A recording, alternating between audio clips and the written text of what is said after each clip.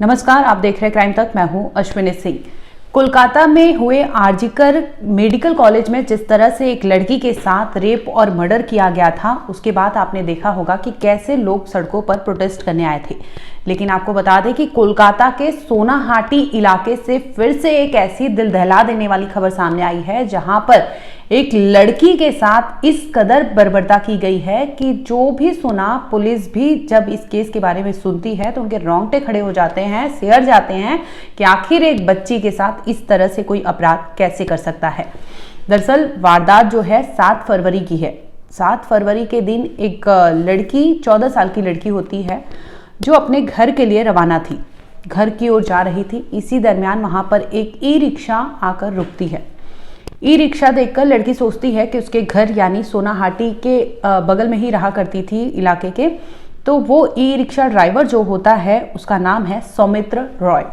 ये शख्स ड्राइवर उसे पूछता है कि अगर आपको उस ओर जाना है तो चलो मैं तुम्हें छोड़ देता हूँ। लड़की सोचती है कि घर ही जाना है, वो उससे लिफ्ट ले लेती है।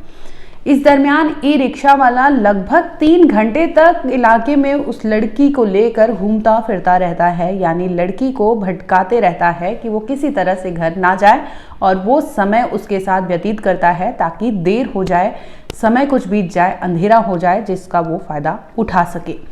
इसी दरमियान ई रिक्शा ड्राइवर जो होता है सौमित्र, वो अपनी रिक्शा लेकर उस लड़की को सुनसान इलाके की तरफ बढ़ता है। अब ये ई रिक्शा पहुंचती है एक जंगल, सुनसान जंगल के इलाके में। वहां पर वो लड़की को जबरन उसके साथ खींचातानी करता है, बात विवाद करने लगता है।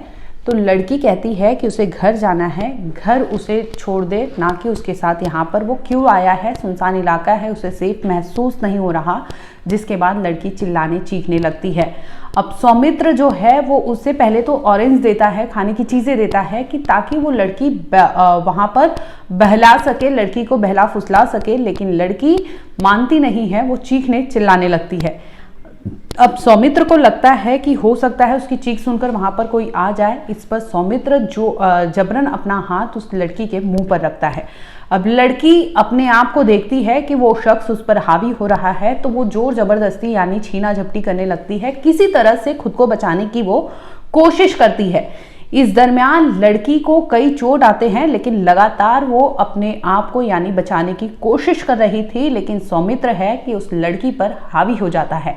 वो इस कदर हावी होता है, दोनों में झड़प होती है, जिसके बाद वो गुस्से में आकर लड़की का जो गर्दन होता है उसकी हड्डियां वो तोड़ देता है। अब लड़की चीखने लगती है, उसकी जिस तरह से उसे चोट दिया गया था, जिस तरह से वो चोटिल हो जाती है, वो चीखने चिल्लाने लगती है। इस पर वो लड़की का मुंह दबाने की कोशिश करता है और वहां पर जो जाल होता है, जाल से फेंसिंग की तार निकालता है और उस तार की मदद से अब वो इस तरह गुस्से में आ जाता है कि लड़की को वो उस तार की मदद से वहीं पर मौत की नींद सुलाने की योजना बना लेता है।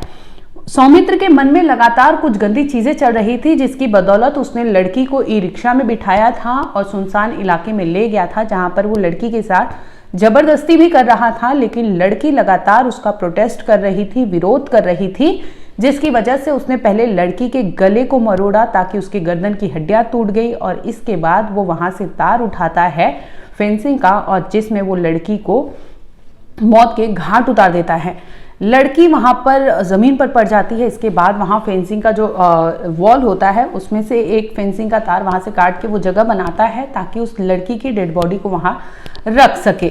अब दरिंदा यहां भी नहीं रुकता, वो दरिंदा उस लड़की की लाश के साथ दरिंदगी करता है। उसकी गंदी सोच, जो वो जिस प्लानिंग के तहत उस लड़की को अपने ऑटो में बिठाया था, ई रिक्शा में बिठाया था, उसकी मंशा गलत थी, जिसकी बदौलत उसने उस लड़की को उसी जगह पर उसके साथ गलत काम करना शुरू किया। उसकी लाश के साथ यानी डेड बॉडी के साथ वो तब तक हैवानियत करता रहा जब तक उसकी मंशा पूरी नहीं हो जाती।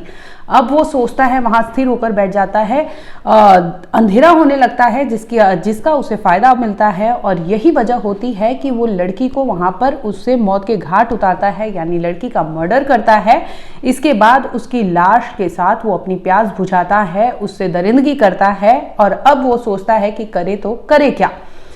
यहां वो सोचता है एक देखता है वहां पर पास में पड़ा बोरी मिलती है। उस बोरी में अब उस लड़की को घसीट कर ले आता है, खून से लथपथ वो लड़की को उस बोरी में भरता है और देखता है कि यहाँ वहाँ की किसी तरह से इस लड़की की डेड बॉडी को कहीं डंप कर दे ताकि किसी को कोई भनक ना लगे, और वो कामयाब हो जाता है। उसकी नज़र जब पड़ती है वहाँ पास में नाला दिखता है, नाले में वो उस लड़की को भरकर उसकी लाश को वहाँ पे फेंक देता है।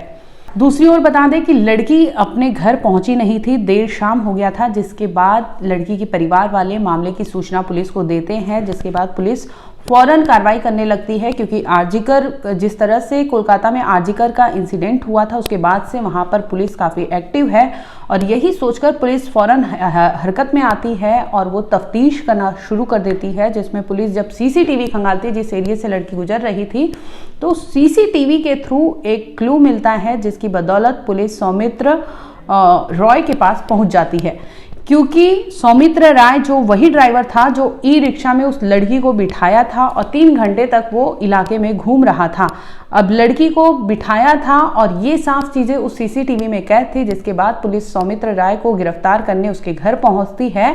तो पता चलता है कि सौमित्र रॉय वहां पर उस दिन खाना खाकर भरपूर वो सो रहा था, यानी चैन की नींद सो रहा था। जब पुलिस उसके घर पहुंचती है तो उसकी बीवी मिलती है, बीवी से पूछताछ करती है, जिसमें बीवी भी कुछ खुलासे करती है कि उस दिन क्या कुछ हुआ था। उसने शायद आकर अपनी बीवी को बताया था, लेकिन पुलिस पहले सौमित्र तक पहुंचती है, उससे पूछताछ करती है तो वो पहले मना करता है। लेकिन पुलिस जब उसकी सीसीटीवी फुटेज दिखाती है जिसमें वो साफ साफ दिखाई देता है कि ई रिक्शा में उसने लड़की को बिठाया था और लेके घूम रहा था, इस पर सौमित्र सारा कुछ बक देता है, जिसमें ये बताता है कि 7 फरवरी को वो वहाँ पर जा रहा था। इसी दरमियान उसकी नज़र उस लड़की पर पड़ी थी। 8वीं क्लास की ये स्टूडेंट थी, जिसके बाद उसने लड़की को अपने ई रिक्शा में बिठाया था, उसे ऑरेंज देकर बहला रहा था, उसे कहा कि घर तुम्हारी जहाँ पे तुम रहती हो यानी सोनाहाटी एरिया है, वहीं पर मैं जा रहा हूँ, उसी तरफ जा रहा हूँ, जिसकी वजह से वो लड़की उसकी ऑटो ई रिक्शा में बैठ जाती है और वो वहाँ ले जाने की बजाय उसे एक सुनसान इलाके में ले जाता है और जहाँ पर वो अपनी मंशा यानी गलत जो उसका फितरत होती है, जो उसकी गलत हरकत होती है, वो वहाँ उस लड़की के साथ करता है, जिसमें वो लड़की का गर्दन तोड़ देता है, उसकी हड्डियाँ तोड़ देता है और उसे मौत की नींद सुलाता है। इसके बाद भी उसकी इच्छाएं मरती नहीं हैं, वो बर्बरता उसकी लाश के साथ करता है और उसकी लाश को इस तरह से फेंक देता है जिस तरह से मानो कोई सामान हो। जैसे ही वो खुलासा करता है, पुलिस फौरन सौमित्र को लेकर वहां पहुंचती है क्राइम सीन पर, जहां से बरामद करती है उस लड़की की 14 साल की नाबालिग बच्ची की लाश, और जिसमें खुलासा होता है कि जो कुछ सौमित्र ने कहा था वो सब कुछ सच था।